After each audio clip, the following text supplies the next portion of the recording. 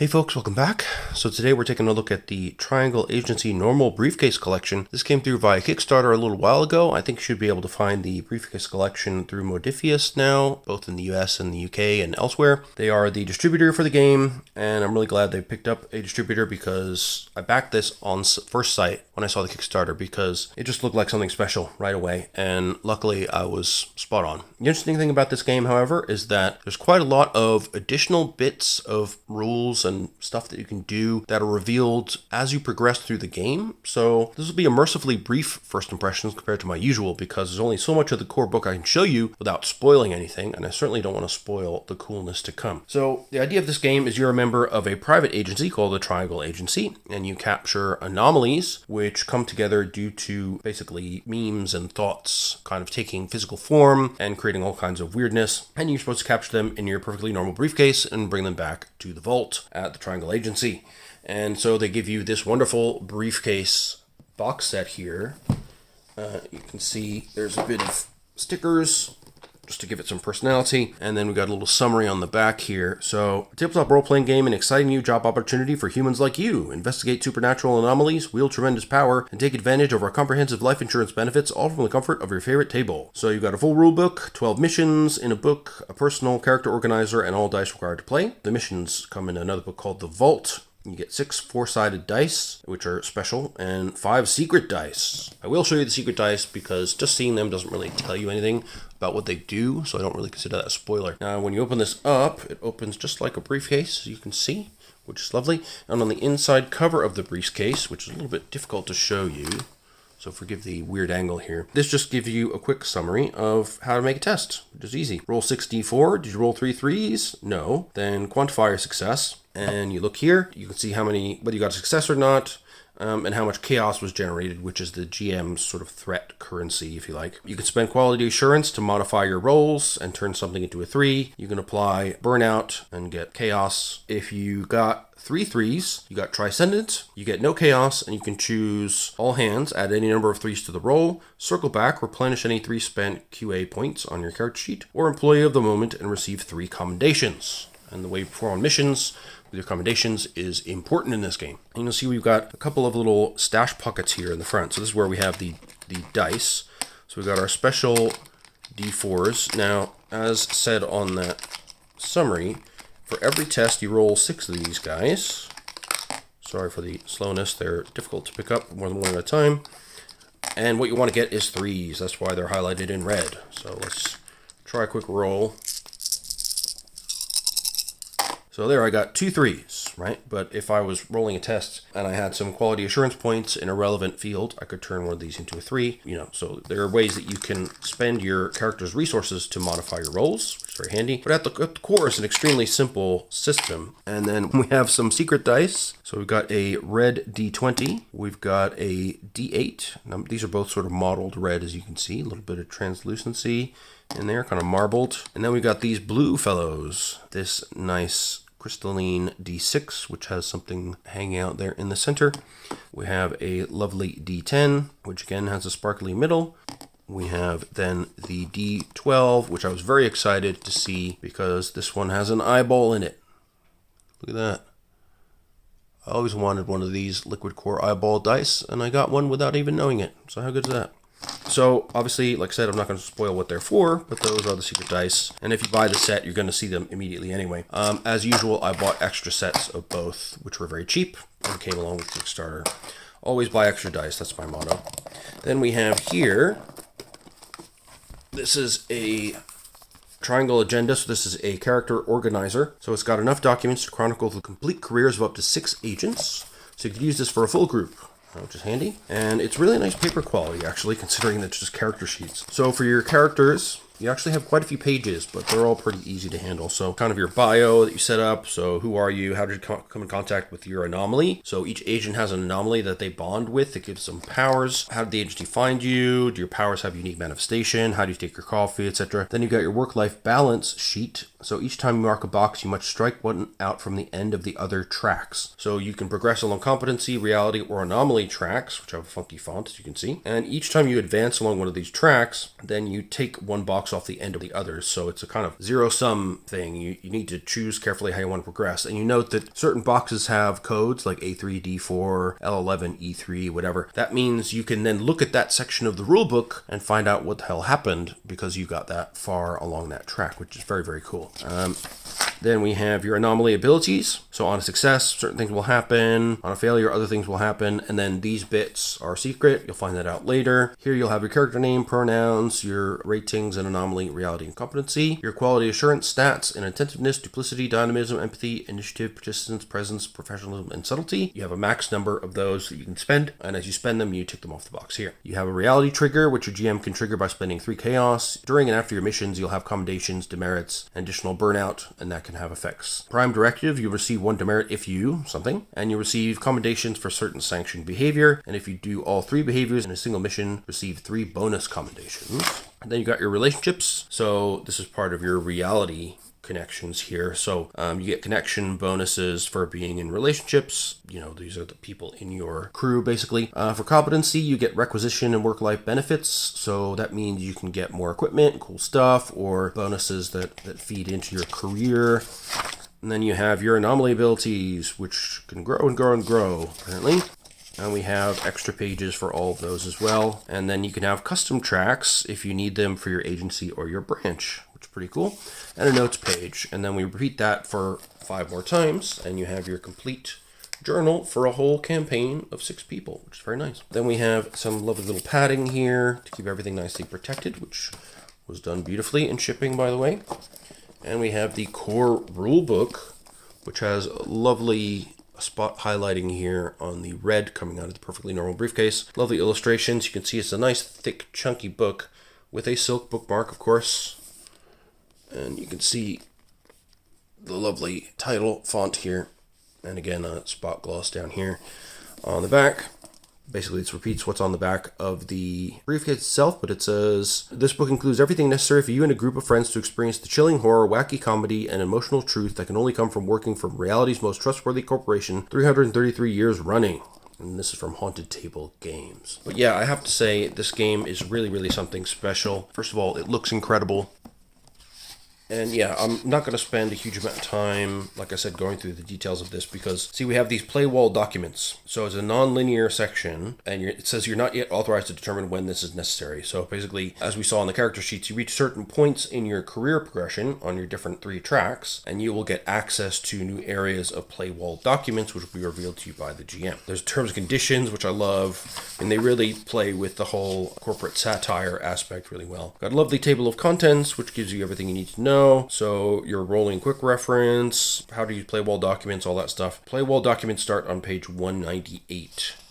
So they give you basics of what the agency is all about. They're dedicated to understanding and containing paranormal phenomena in the modern world. They're known as anomalies, and they're extremely dangerous. Primarily concerned with entry-level position of field agents. So this is what you're playing. You're hired for your status as residents, mundane beings who have bonded with anomalies and gained supernatural powers. Disregarding agency protocol, misusing your anomalous abilities, or requesting an irresponsible amount of sick leave may lead to premature termination of your employment. Thankfully, this never happens. Necessity for participation, you need your 6 foresiders, between 1 and 5 other agents, a pliable mind easily subject to influence.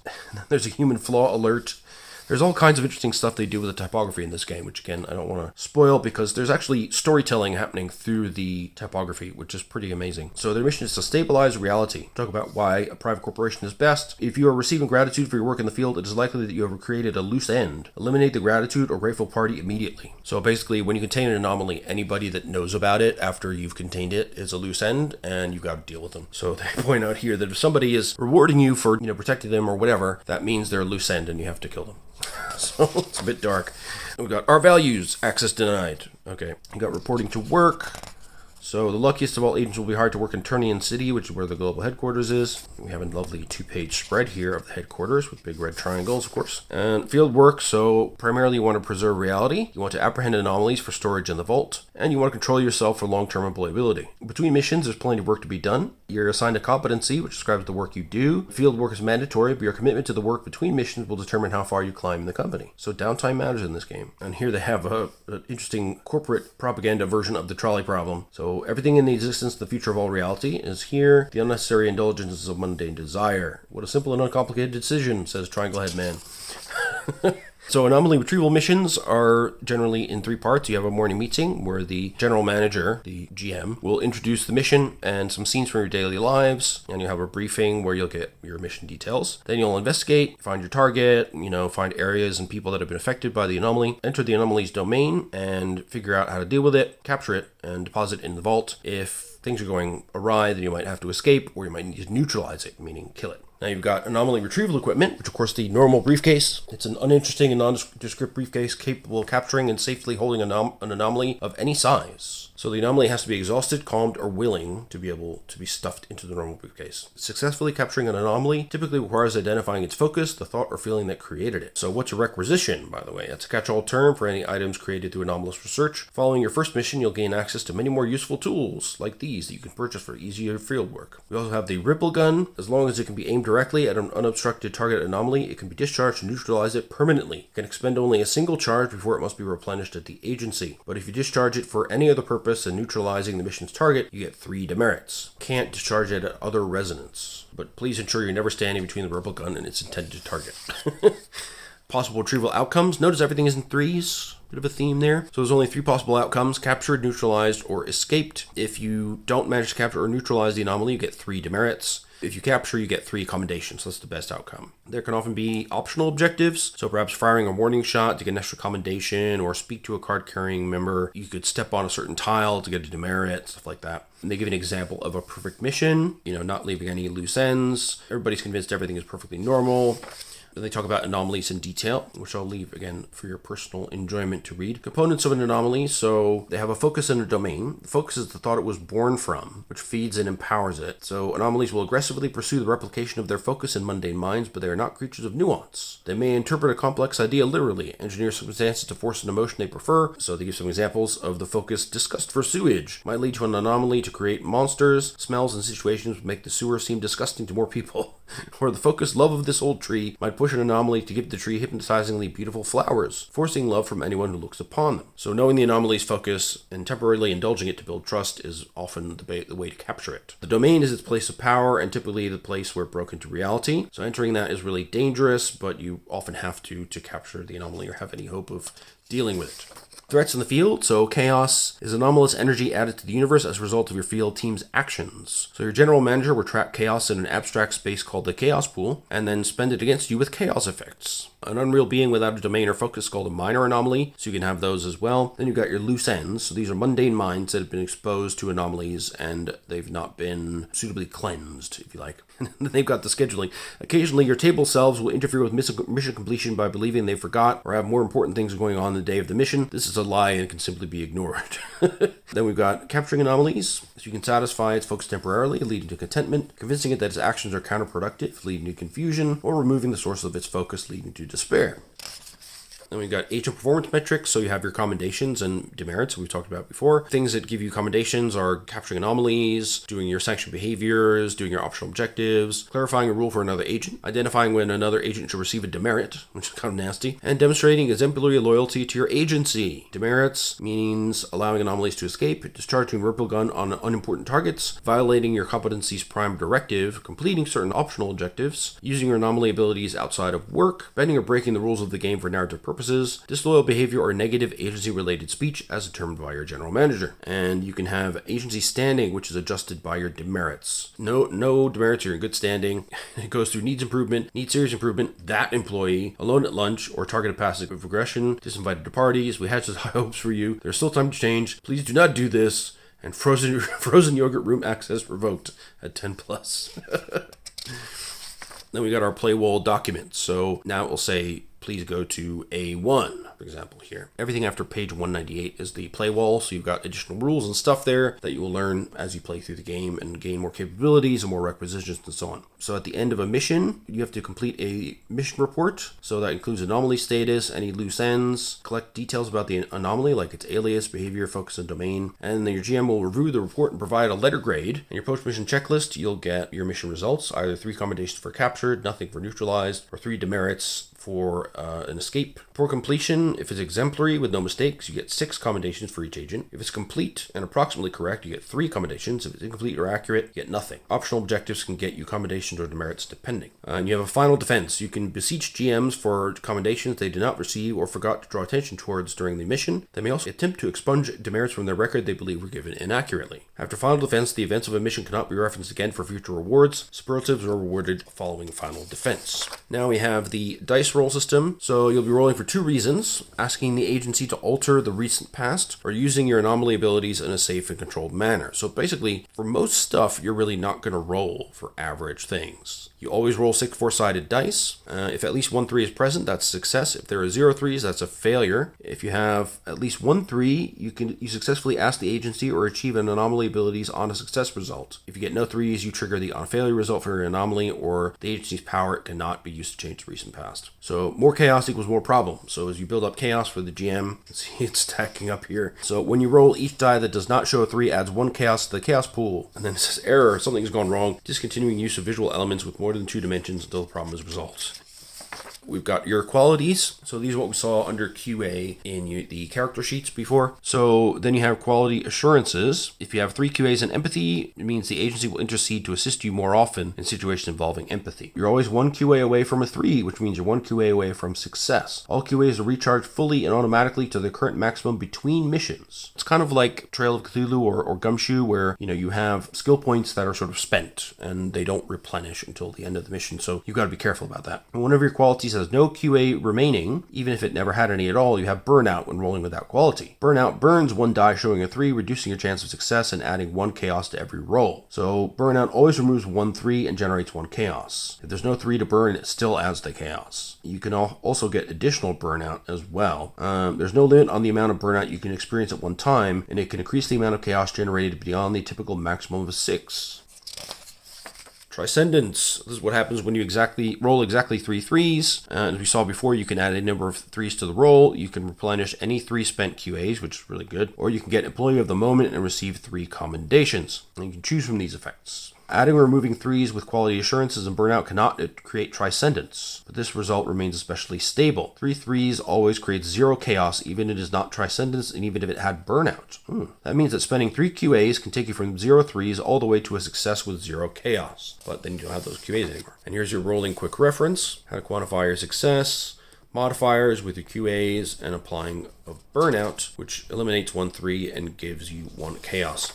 So when you want to roll to ask the agency, then a stated effect you want to occur will happen. For example, a traffic jam could slow the escape of an enemy vehicle, or a series of mundane events could appear to cause the event, called the causality change. So you could say that an accident has clogged the road or something like that. A relevant professional quality you're embodying or enhancing with the change. Basically, you want to change a certain quality about another character. So if you want to change their empathy, you would target someone's emotions. A successful roll of at least 3 will then give you the ability for the agency to intercede. Agents are advised to use this extraordinary power responsibly and in accordance with the following rules. You may only ask the agency to adjust things that have not already been established as true by an agent or GM. The agency cannot directly interfere with people's free will. So your goal can affect a person, but the causality must be external. Once you've made this change, everything involved in the change becomes established. You've created a fact and must live with the consequences. A simple or vague causality chain is workable, but your GM can request more details prior to the roll to ensure that it feels possible. And your GM has final say on what quality is relevant. We're starting to see overlap of blue and red here, which is interesting.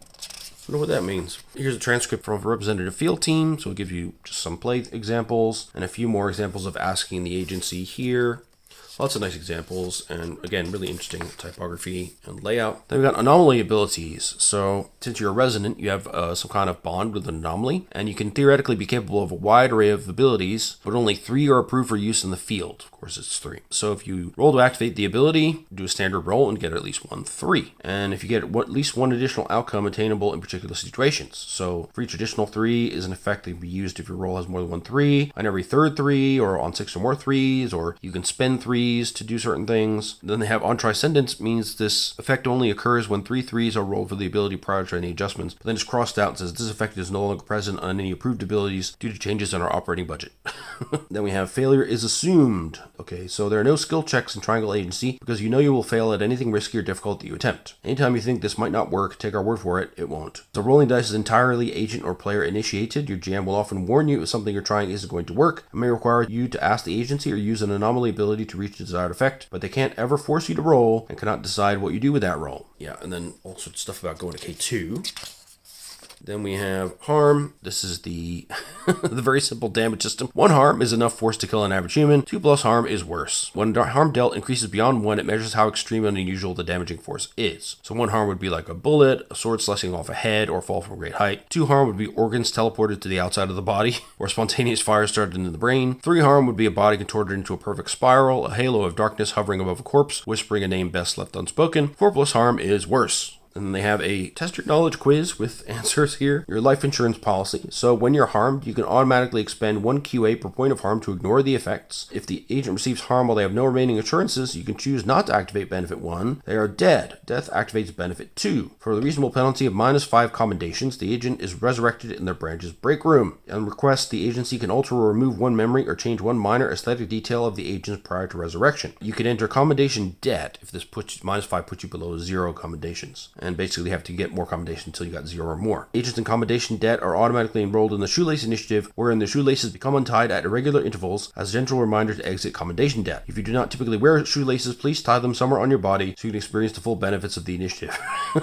And finally, benefit 3, in the event that resurrecting the agent is no longer cost effective, the Triangle Agency will provide your loved ones with a small stipend and an NDA. Very nice. Conflict resolution. So this is when you want to enter a combat situation. So basically, time ceases to move until the outcome of conflict is determined. So all agents or players state their goal. Fate determines the outcome with die rolls. Chaos is not generated and transcendence is not possible. So you roll simultaneously until one agent or player receives at least 6 threes cumulative across all rolls and has more threes than the others. Fulfilling both criteria means their goal will be fulfilled, and then time resumes. The results of the conflict are addressed honestly. Okay. We have conflict resolution in action. So a nice example there. We have alternate resolution methods like voting, rotating judges, GM calls, or a birthday rule. Success goes to the players whose birthday is closest to the current date, not recommended. An optional addition is the veto points. So each time an agent or player loses a conflict decision, they gain 1 veto point. Anyone with 3 veto points can spend them before a decision is made to ensure their goal is achieved. Kind of like that one. Content control, basically making sure that your horror aspects of the game are not too much for your players. So things like body transformation, blood, gore, harm to children, harm to animals, physical abuse, emotional, psychological abuse, mind control, fear as a weapon, loss of pets, loss of identity, etc. Then we have identifying your region. So this is where you want to build your field team. So where's your current town? Where's the city you would like to be? A fictional location of which you are fond. And of course, Turnian City, which is the headquarters of the Triangle Agency. So mundane things. Anomalies are a very specific thing. Distortion of reality caused by observation. The very existence breaks the laws of reality. This is different from something that might be unusual or rare, but appeared following natural rules. Everything non-anomalous is considered mundane. So that includes cryptids, creatures of folklore, ghosts, aliens, artificial intelligence, psychics, ESP, magics, debt, the occult, mad science, anthropomorphic animals, and superheroes. Players and agents can decipher the details of regions for themselves by asking each other, is this normal, and determining the most common response. Anomalies are created by common thoughts. Many of these subjects can create unique anomalies that wouldn't exist if the subject didn't exist in the mundane world. Then we've got building your agent's arc. So this is your levels in anomaly, reality, and competency. Onboarding checklists. You select your anomaly, you select your reality from the options here, create your relationships, select your competency, PR, R&D, barista, CEO, intern, gravedigger, reception, hotline, or clown. Each of those will have your sanctioned behaviors and prime directive. Then you complete your self-assessment and fill out your onboarding questionnaire. So it's all very corporate. Then we've got our different anomalies, which have pretty amazing powers. You can respond to a spoken sentence with the phrase, say again, and then you may tell the group what the target says instead of what they said initially. So you roll your presence. On success, the target believes the new sentence is what they meant. On 6 or more threes, you may speak for the target at any time in the next hour. Or on a failure, the target is unaffected, and for the next 3 hours, you can only speak using the words in the sentence you intended for them.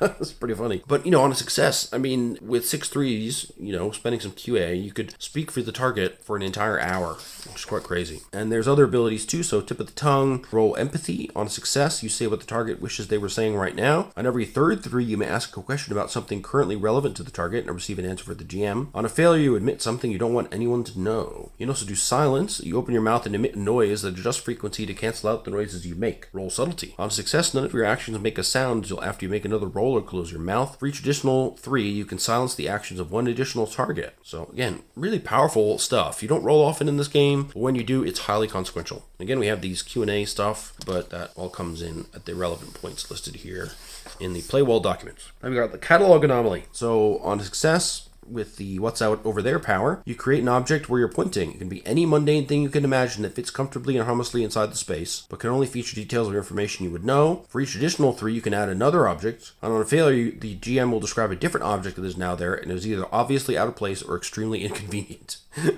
You might also like power. Hold any object small enough to carry and roll dynamism. On a success, the object changes to a similar but different version of the object. So a green coat becomes blue, a stuffed bear becomes a stuffed tiger, and every third 3, you may give the object an additional variant you can freely swap it between, such as giving a cane an alternate self as a sword. On a failure, the object is replaced with something entirely different. You can no longer be changed by this ability either. Wow. Then we got your best self. So opening a container large enough to fit you entirely inside. Roll duplicity. On a success, an alternate version of you is inside. They have one particular skill that is useful to your current situation. They disappear from your world within the hour. On 6 or more 3s, you can create an additional alternate self. On a failure, the alternate version you reveal is evil. They have goals and priorities opposite yours and are committed to getting in your way until dealt with. They leave your world voluntarily only when satisfied by the changes they made to it.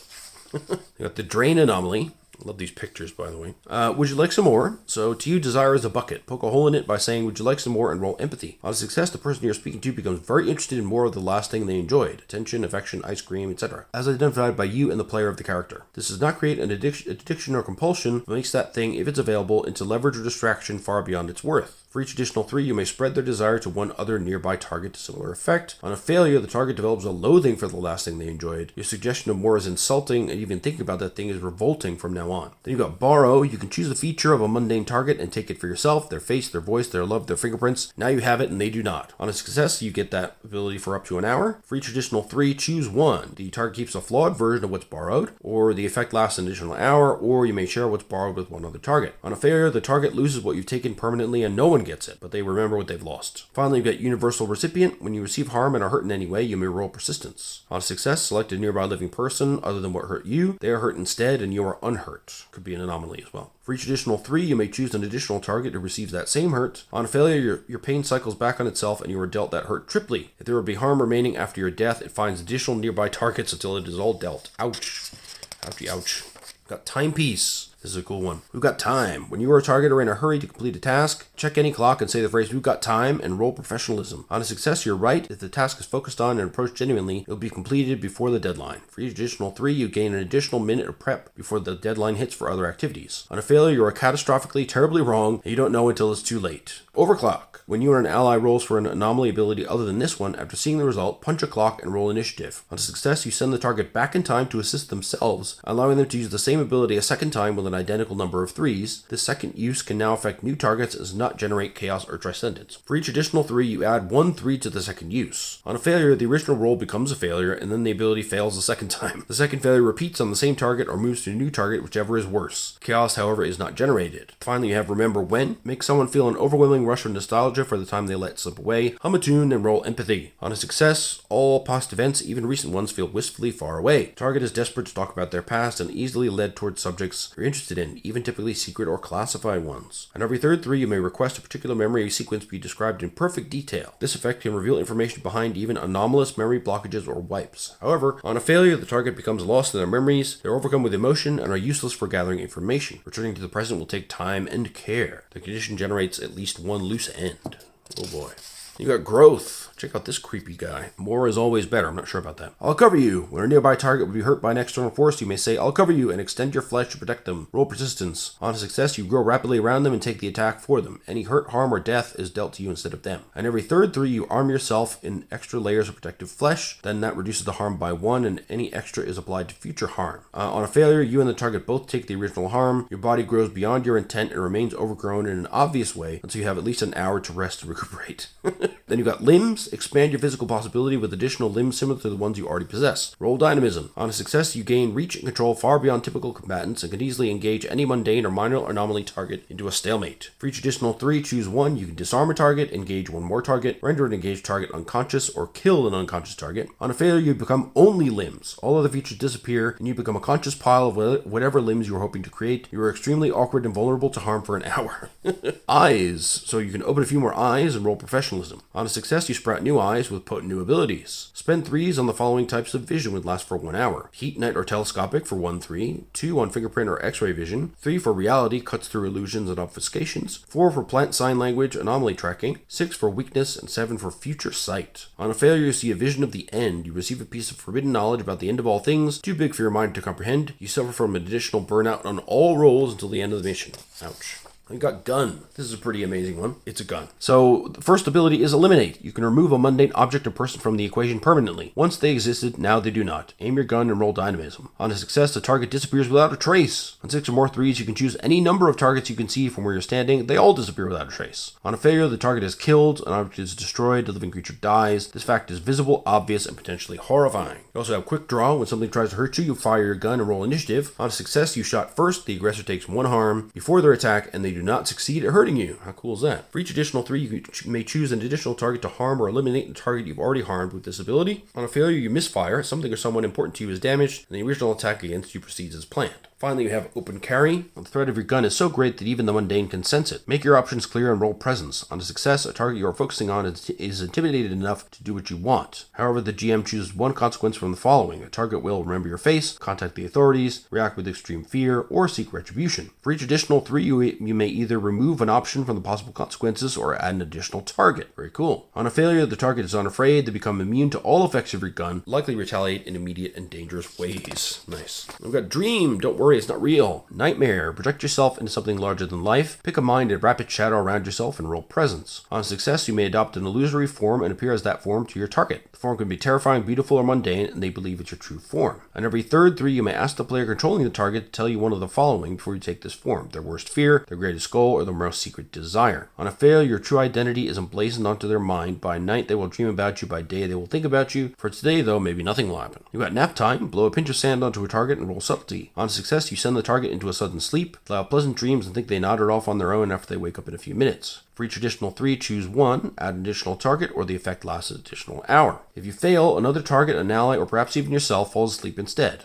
You can also do site visit, step into a painting, photograph, video, novel, or other piece of art and roll attentiveness. On a success, you and any nearby allies you choose enter the world depicted. While inside, you manipulate objects, converse with people, and see from perspectives not featured in the original frame. And every third 3, choose 1. You and your allies change appearances to fit in with the art, or when you leave, this piece of art is returned to its original condition. On a failure, you forgot how to hide your tracks. Opportunistic characters from nearby art can follow you and enter reality on their own. Oh no.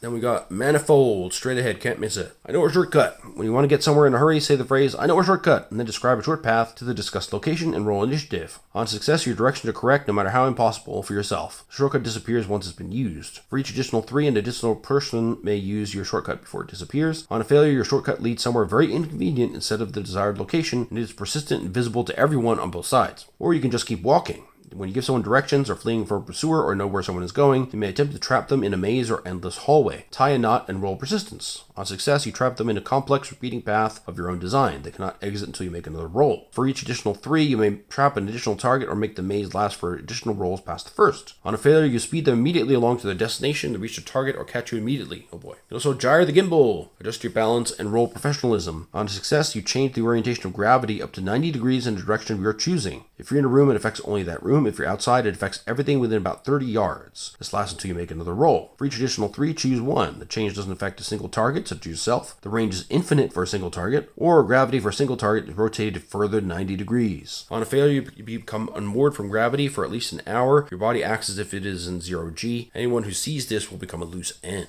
Oh boy. Then we got absence. That's pretty cool, that one. And when they turned around, ...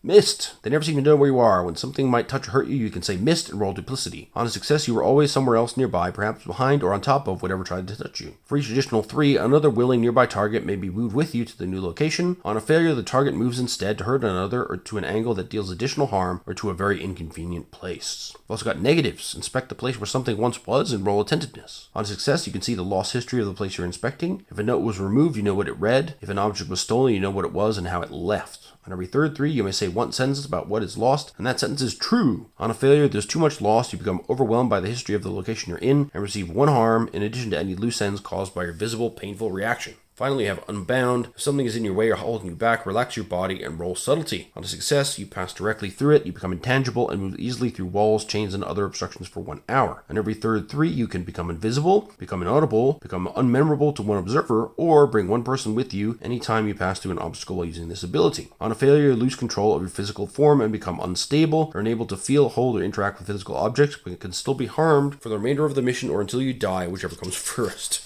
Alright, then we got Reality. So this describes your history, prior circumstances, and present conditions. Your home life, extracurricular activities, relationships, and obligations are all covered here. Reality trigger. This example here could be a reality trigger of needy. GM may use a reality trigger to put your dependent in need of attention. If you ignore it, your dependent will throw a fit and take your time later. The relationship who has least camaraderie with your dependent loses 1 connection. And your reality trigger in general is a vulnerability or weakness that anomalies will use to manipulate you while you're at work in the field. By spending chaos, anomalies are able to amplify your insecurities and realize your fears. It is your duty not to let these challenges interfere with your work. Burnout release is a situation where agents like you become especially motivated and can ignore burnout. We can also use this form to collect important demographic data in the form of onboarding questions. Your answers to these questions are not private and may be used for marketing purposes.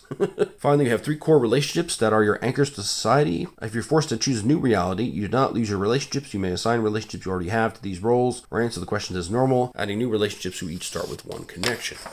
Then we got Caretaker. Your dependent could be a baby, animal, nascent AI, or an alien. Their reality trigger is needy, which we saw before. Burnout release, it's your favorite. When doing something that will entertain your dependent, ignore all burnout. And you have your onboarding questions there and a relationship matrix. So there are 3 questions in your relationship matrix, and these will be the 3 core relationships that are your anchors to society. And once every relationship has been identified, assign each to another agent or player at the table. And when each character is present in a scene, they'll be portrayed by the assigned agent/player. Give the relationship you're closest to 6 connection, and the other 2 3 connection. We've got the overbooked. No such thing as too much to do. Overbooked agents, they have various vocations like journalist, public defender, tutor, or sculptor's assistant. The reality trigger is the work phone. So if you fail to do the necessary duties of your vocation or you lose your phone, mark the next empty box in a 4-box something gives track. When this happens, your vocation is irrevocably ended and you must choose a new reality. Your burnout release is threading the needle. When you're doing something that counts as work or practice for your vocation, ignore all burnout. Then you've got your onboarding questions and your relationship matrix. Then we've got the pursued. So you have a dark past. You could be a criminal, you could be hunted, or you're on a quick errand. Responsibilities grew too hard to bear. You left behind people who counted on you and they're still looking. Reality trigger is on your tail. Basically, if this gets filled up, you get caught and you have to choose a new reality. Your past catches up with you. Your burnout release wasn't me. If you're doing something that will cover your tracks, ignore all burnout. You have your onboarding questions. Notice a different graph for every relationship matrix, but it's the same thing. You have 3 questions. The close relationship gets 6 connections. The other 2 have 3. Star on the rise. You can be an actor, novelist, business guru, or musician. Reality trigger is your biggest fan. You have fans everywhere and they want to talk to you. If you ignore them, then you can lose your fame. Fill up the fallen track. Your rise to stardom is finished and you lose your reality. You have to choose a new one. Then your burnout release is eat it up. When you're doing something that will assert your superiority or prove your worth, ignore all burnout. And again, you have your onboarding questions, your relationship matrix, and now a spider graph. Strugglers, here you have a cause of certain debt, which keeps you struggling. Could be student loans, healthcare bills, falling for a scam, or someone needs it more. The reality trigger is a fly in your wallet. The GM can use reality trigger to make something you're obligated to pay cost more money than you can afford to spend. If you can't find a way to escape payment, you'll have to borrow from a friend. One of your relationships loses 1 connection. If you gain a large sum of money, your debts come calling and it quickly disappears. And when you mark all 4 boxes, then you find a way to permanently escape your responsibilities, then you choose a new reality. Burnout release is not a penny more. When you're doing something that will get you a good deal, ignore all burnout. You got onboarding questions and yet another different graph for your relationship matrix. We got a newborn. So here you're still learning. You could be freshly hatched, recently booted up, or new to our world. You're unfamiliar with modern life. You can use reality trigger to have you forget or never have known how to do a common thing, like say the word earwax fire a gun, or operate a toaster. You can't do it right now and need to seek assistance. If you don't take time to find either assistance or an alternative path, the embarrassment sends you retreating. The relationship whose opinion you value the most loses one connection. If you fill out all 4 boxes, you no longer feel like an outsider and you must choose a new reality. Burnout release is just like home. When you're doing something that will make the world more like you, ignore all burnout. Got our onboarding and another different graph for relationship matrices.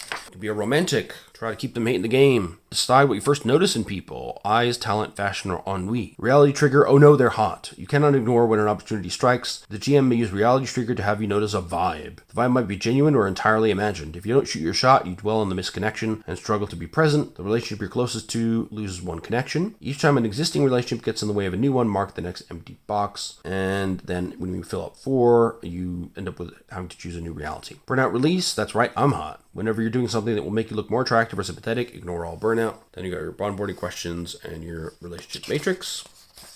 Backbone. So you're the leader of an organization, could be crime family, religious sect, gaming club, or independent store. Your reality trigger, though, is endless responsibility. Members of your organization can approach you with a need at any time. If you fail to keep up with those needs or ignore them or avoid them, a relationship chosen by the player of your successor loses one connection. If you break your organization's rules or embarrass the other members, mark the next empty box on a 4-box ousted track. And if you get 4, you've been ousted and you have to choose a new reality. Burnout release, here's my card. When you're doing something that will increase the influence of your organization, ignore all burnout. We got a pie chart for your relationship matrix. Doesn't quite work, but whatever.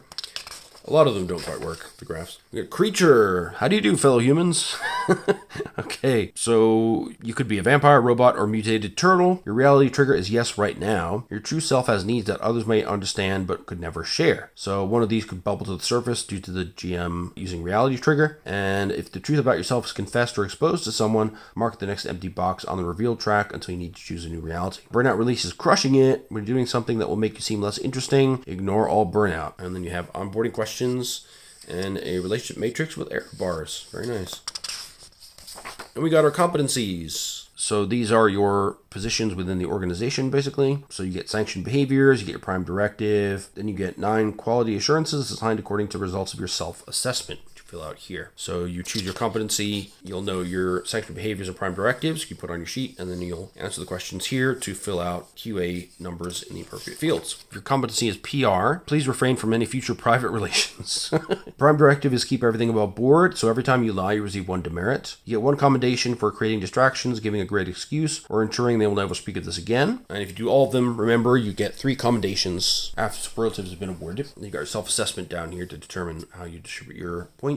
Your initial requisition is a printing press release. So once permission, you may use the press to print a story, which is then immediately published across all major local publications. So that can be useful to spread misinformation, perhaps. If your competency is R&D, you give people what they want. Your prime directive is out with the old. Each time you do the same thing twice, receive 1 demerit. You get commendations for uncovering what someone really needs, reinventing the wheel, or changing someone's life permanently. Your initial requisition is a rubber duck. Once permission, you may describe an outcome to the pocket-sized duck toy. The toy will speak back. Your GM will tell you the 3 steps you must take to achieve that outcome. Any outcome you request becomes possible no matter how improbable it seems. If you ask the rubber duck about anomalies directly, it will melt into a useless lump instead. We got the barista. Order up. Choose your favorite thing to serve. Could be espresso, cold brew, drip coffee, or water. Prime directive is keep the mood fresh. Each time you say someone's name correctly, receive 1 demerit.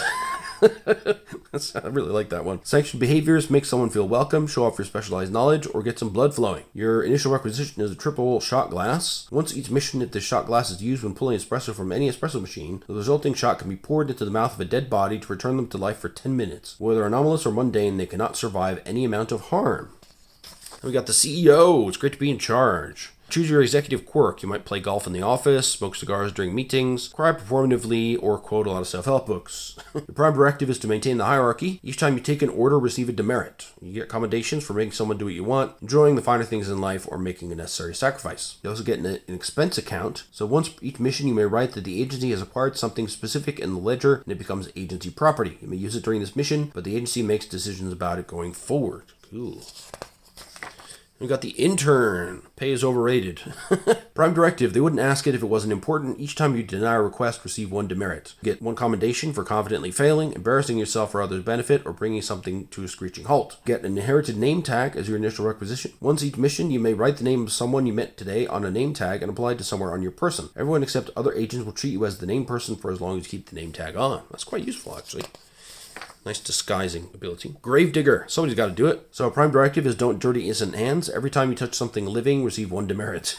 You also get commendations for digging up dirt, cleaning up a mess, or burying a problem. Your initial requisition is Dracula's coffin. You can exhume the coffin once each mission to place something inside of it that can fit. Whenever the coffin is returned to the earth, whatever you placed inside never existed. All memories of it are erased, and every effect it had on the world is ascribed to other sources. Wow.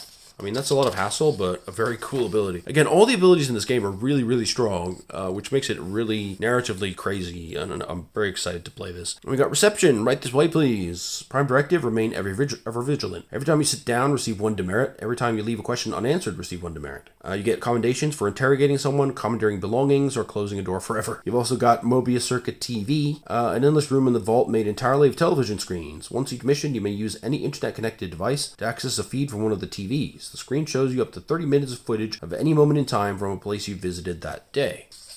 Hotline competency, the voice on the other end. Prime directive, never say unfortunately. Each time you do deliver bad news, receive 1 demerit. You get commendations for helping someone unburden themselves, take the blame for something you didn't do, connect someone to an unexpected fate. Initial requisition is Hold Music Volume 1. You have a powerful tape player with a built-in speaker and 1 tape of bland, cheerful music. You can press play once a mission to immediately transport you and any nearby allies to a perfectly safe waiting room for up to 1 hour. When you return, all affected can place themselves anywhere in the room they left and no time has passed in the world around you. Ooh, that's interesting.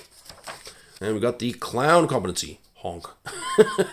Your hidden talent could be juggling, pratfalls, swallowing fire, or miming. Prime directive is to keep them laughing. Each time you talk about feelings, receive 1 demerit. Sanctioned behaviors include putting on a show, exposing an embarrassing truth, or demanding a smile. The Fool's Cap. So once each mission, you can don the Fool's Cap. For 1 minute, anything you do inspires laughter and enjoyment no matter the action. Following this minute, mundane viewers will remember all actions you took fondly. This does not protect you from later viewers of the consequences. Then we got your onboarding questionnaire here, and this is for helping your team to understand you better. And from here onwards, field agents should not proceed. So what I'm going to do is quickly have a little flip up until page 198 for you GMs out there. Players look away. So we got your work-life balance stuff, experiencing time, career length, competencies in detail, requisitions, stuff that you can get, reality and connection bonuses, mission superlatives, which are things that the GM can hand out. This is only cleared for the general manager. And we've got, again, blue stuff coming in. Bit of storytelling starting to happen. Things getting crazier. We got error code U0047BB. What's that all about? Well, you'll find out if you keep reading the book. And we got stuff overlapping here in the GM section. So the GM is going to get some little hints here about what's really going on in the Triangle Agency. Frozen yogurt flavor calendar. Absolutely not. I mean, again, the layout and the typography in this book is just incredible. I mean, it's telling a story as we go. And once you get exposed to tampering consistent with anomaly codes U0047BB detected, automatic report submitted, emergency shutdown imminent. Okay. And then we have a full-on error code here for a 2-page spread. The whole corporate manual has crashed. The process mymanual1998.exe has quit unexpectedly.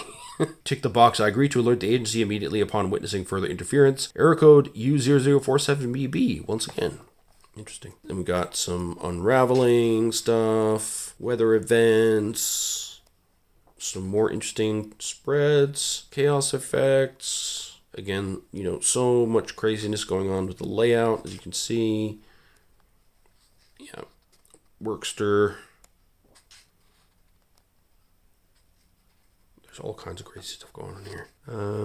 Now, I think we should be approaching the playwalled section soon.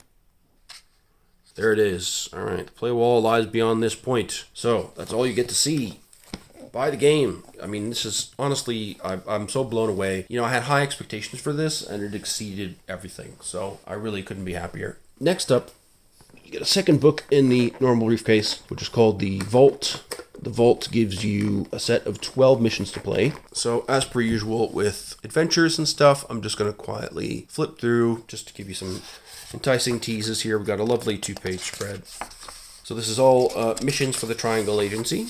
It's a lovely thick book as well. There's quite a lot of missions to play in here. And we've got read me and don't read me. We've got a bunch of contents here, so over 200 pages. And we've got content warnings as well. Mind control, memory loss, pet death, children in danger, stuff like that. So, if you know the proclivities of your group, that's really handy. They warn you ahead of time of any weird stuff in there. But this is kind of a comedy horror sort of game. So, it's not like Cult or something where you really need to try and push your boundaries a little bit. But I do think, it's more fun if you can be relaxed about some of these things if possible. Not to minimize trauma. I've been through traumas myself. I'm currently having therapy for it myself, and you should all hopefully be taking care of yourselves if you're in a similar situation. I find it helpful sometimes to address these things through RPGs because it's kind of, a safe place to do it. I'm with friends, we can explore it through a layer of abstraction. Got these adventures and structures and rules that allow me to explore some of these themes. It doesn't feel like it's going to affect me in real life. So personally, I find that helpful, but not everybody does, and I totally understand that. Again, I'm just randomly flipping through the book here. You'll notice there's not as many illustrations here. They're really just trying to get to the point. There's illustrations at the head of the mission to give you kind of a vibe, but it's really great to have these. For a game this unique, I really didn't want to enter it empty-handed in terms of adventures. I just felt like, there's so much interesting stuff going on here in terms of the mechanics and what's going on that I really didn't want to, just try and launch this with my own creativity because with the amount of brain power I have left after work, it's really not going to be the rat dimension. Did you see that? It's interesting. And there's lots of interesting looking stuff in here. All the missions have different tables and weird things. So that's the vault, big chunk of missions. So it's got 12 designers, 12 missions, 6 murder suspects, 3 pirate captains, 10,000 rats, all-you-can-eat pizza, and 1 weird dog. Each mission is written and illustrated by a different duo in collaboration with the game's designers. So how cool is that? So yes, the vault and the Triangle Agency core rulebook are included in the Normal Briefcase set. And I highly recommend that you pick this up because the special dice are cool. Having both the books is great. It's really nice to have the reminder of the dice mechanics up on the lid of the briefcase as well. Plus you have the lovely protectors here. You can keep your campaign journal for your entire group here. You've got, everything just fits in so snugly. And it's just so fun to have an actual normal briefcase for your missions. How good is that? So that there is a quick look at Triangle Agency. I'm absolutely insanely agog about this game. I'm so excited to play it because I know I'll be the GM. I've looked at some of the playwalled stuff and all I can say is there is a lot going on behind the scenes in this game and it is so cool. I really hope that I can cajole my players into a full campaign of this because there's just so many interesting things that can happen. Loads of player choice involved. It's just great. This game is really new and special. Genuinely, it's something I haven't seen before in the RPG space. Bringing in these elements of like legacy games like Gloomhaven and stuff where you have secret envelopes. You've got playwalled bits of mechanics in the book. It's just fantastically creative. It's beautiful to look at. It's fun to read. Fun to play, it looks like. Secret dice are awesome. The regular dice are awesome. The briefcase is awesome. As first impressions go, this is as good as it gets. You hear more from me if I play it and it turns out to be terrible, but from what I've heard from trusted confidants online and elsewhere, that's unlikely to be the case. So if you're interested in Triangle Agency, that's what we get in the normal briefcase. It was totally worth what I paid for it in the Kickstarter. I love having all this stuff for the game, plus the extra dice. It's my usual habit, of course. Yeah, and it just looks like an amazing bit of fun. It's just bursting at the seams with creativity from start to finish of the rulebook, and I'm sure the adventures are too. I haven't had a chance to read them all yet, but the ones I have seem like a lot of fun to run. Yeah, that's Triangle Agency in a nutshell, the Normal Briefcase Collection. Do please check this game out. They deserve your custom, even just to read it and look at it and admire it. It's brilliant. If you don't want to play it, that's fine, but I think they deserve your money for the effort and creativity and uniqueness on display here at the very least. So with that, I hope you enjoyed this and found it a little bit useful. If you're thinking about trying to pick up this game or whether you should or not, I would say you should based on what I've seen so far, but of course the real play is the thing, so we'll need to see how it plays. But my feeling is that, it's right up the appropriate level of complexity for a narrative game and adds in new elements that allow a lot of interesting player choices to take place and for your character to evolve in really interesting and unexpected ways, because you genuinely don't know what's coming on those 3 tracks. artifacts, your arcs. I look forward immensely to playing this. I hope I get to play as a player once as well. I mean, I'll kind of know some of the stuff that's happening, but there's no way I'll remember all of it. So it'll still be fun and exciting even after GMing a whole campaign, if I can hopefully do that. So that's enough gabbling. I really enjoyed showing this to you. I hope you enjoyed looking at it. If you've had experience with the game, let me know in the comments. I'd love to hear your experiences. Any hot tips you have are always welcome. And if you're looking for a player or a GM for it, maybe give me a shout, because I'm really keen to do this. If you've got a good group, then let me know. And in the meantime, leave your comments down below. Let me know what you think. On your way out, please hit like, subscribe, and a little bell thingy. Again, thanks a million for bringing me above 1K subscribers. I'm super happy about that. I hope to see you in the next video and in the comments below. And in the meantime, take care of yourselves, and I'll see you soon. All right, take care. Bye-bye.